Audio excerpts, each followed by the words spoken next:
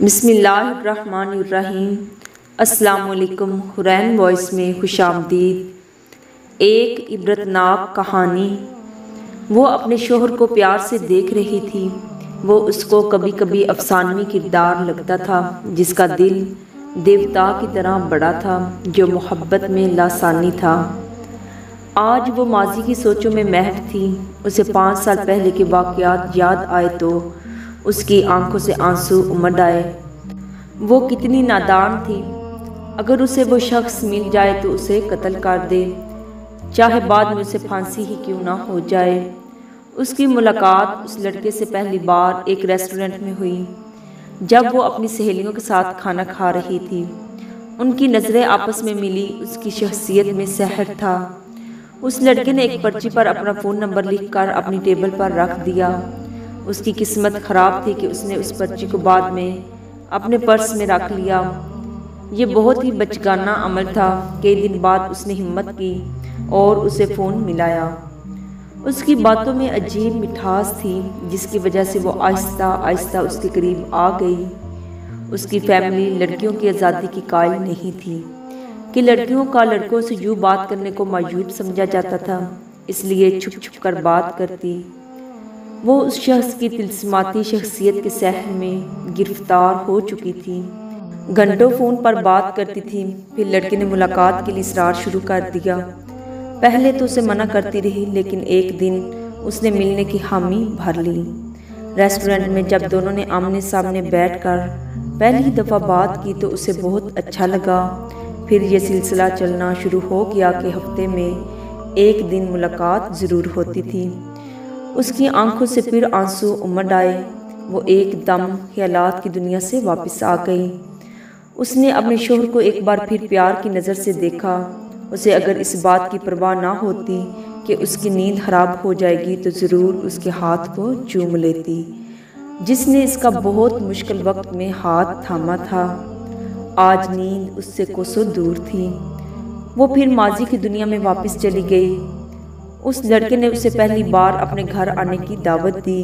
اس نے بتایا تھا کہ وہ یتیم ہے، اس کا دنیا میں کوئی نہیں ہے۔ اس وجہ سے اسے اس کی ذات سے محبت کے ساتھ ہمدردی بھی تھی۔ گھر میں ملاقاتیں ہونی شروع ہو گئی۔ پھر ایک دن محبت کے نشے میں وہ گناہ ہو گیا جس کا کوئی عزت دار بندہ تصور بھی نہیں کر سکتا۔ وہ اس دن بہت روئی تھی کہ اس سے یہ غلطی کیوں ہو گئی، مگر اسے اس لڑکے کی محبت پر بھروسہ تھا کہ وہ اس کی غلطی کو جلد ہی شادی کے ذریعے ٹھیک کر دے گا۔ وہ شادی کا اصرار کرتی تو وہ ہنس کر ٹال دیتا کہ اتنی بھی کیا جلدی ہے۔ وہ بری طرح گناہ کے دلدل میں پھنس چکی تھی۔ پھر اچانک وہ غائب ہو گیا۔ اس کے بعد کبھی اس سے ملاقات نہیں ہوئی۔ اس کا گھر بھی خالی تھا جو کرائے کا تھا۔ اس کے موبائل نمبرز بھی بند تھے۔ اس نے رو رو کر برا حال کر دیا۔ اس کا گناہ اتنا بڑا تھا کہ کسی کو بتا بھی نہیں سکتی تھی۔ اندر ہی اندر گھٹ گھٹ کر جی رہی تھی۔ چند ماہ ہی ہوئے تھے کہ ایک دن اس کا بھائی باہر سے آیا اور اسے مارنا شروع کر دیا۔ وہ بے رحمی سے اسے مار رہا تھا۔ اسے سمجھ نہیں آ رہی تھی کہ اس کا قصور کیا ہے۔ اس نے پوچھا مگر وہ کچھ نہیں سن رہا تھا، بس وہ مارتا ہی چلا جا رہا تھا۔ جب وہ مار مار کر تھک گیا تو بولا، تم کو شرم نہیں آئی؟ ہم سب کی عزت خاک میں ملا دی، تم مر کیوں نہیں گئی؟ اس کے گرجنے کی آواز سن کر امی اور ابو بھی آ گئے۔ اس کے منہ سے خون بہہ رہا تھا۔ تم کیوں اس طرح بہن کو مار رہے ہو؟ تم کو شرم نہیں آتی؟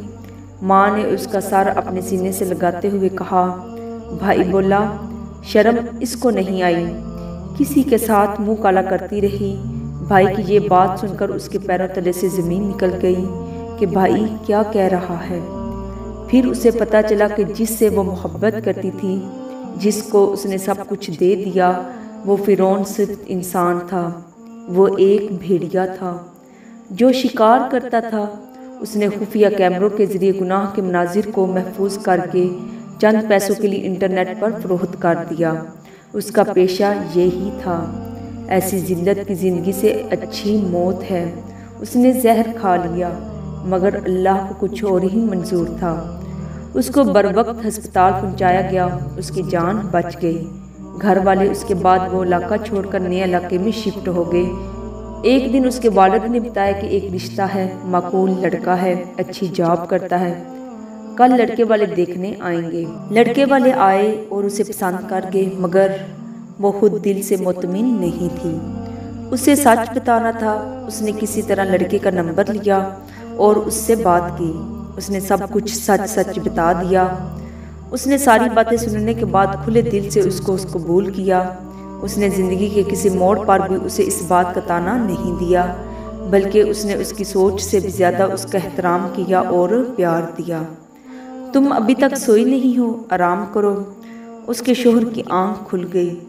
جی میں بس سونے لگی ہوں۔ اس نے سائڈ پر رکھے ٹیبل لیمپ کی لائٹ بجھا دی، مگر ماضی کی سوچیں اس پر حاوی تھی۔ نیند کی دیوی آج اس پر مہربان نہیں تھی۔ 10 سال بعد ایک دن دونوں میاں بیوی عام دنوں کی طرح شاپنگ پر نکلے۔ ایک اشارے پر ایک بھکاری ان سے بھیک مانگنے کے لیے آگے بڑھا۔ اللہ کے نام پر دے دو، اللہ جوڑی سلامت رکھے۔ وہ اسے صاف دیکھ سکتی تھی۔ اس نے 10 کا نوٹ پرس سے نکال کر اسے پکڑایا۔ اس کی زندگی کا آج بہت بڑا مسئلہ حل ہو گیا تھا، جس نے اس کی روح کو اندر سے گھائل کر رکھا تھا۔ وہ اس فقیر کی جسمانی خستہ حالی کو دیکھ سکتی تھی۔ اس کے ہاتھ پاؤں بالکل بیکار تھے۔ وہ چلتا پھرتا موت کا شاہکار تھا۔ اس نے اپنی آنکھیں بند کر لی اور گاڑی کی سیٹ سے ٹیک لگا دی۔ واقعی خدا کی لاٹھی بے آواز ہے۔ اس شخص سے کیا بدلے لینا جو اللہ کے عذاب میں پہلے ہی مبتلا ہے۔ یہ فقیر وہی شخص تھا جس نے 10 سال پہلے اس کی عزت پر داغ لگایا تھا۔ اس کے دل میں سکون تھا۔ اس کی بدلے کی آگ آج ٹھنڈی ہو چکی تھی۔ اشارہ کھل گیا۔ اس نے آنکھ کھولی۔ وہ جاتے ہوئے اس فقیر کو دیکھ سکتی تھی جو ایک گاڑی کے پیچھے بھیک کے لیے بھاگ رہا تھا۔ اگر آپ کو میری ویڈیو پسند آئی ہے تو میری ویڈیو کو لائک اور میرے چینل کو سبسکرائب ضرور کیجیے گا۔ ایک نئی ویڈیو کے ساتھ دوبارہ ملیں گے انشاءاللہ۔ اللہ حافظ۔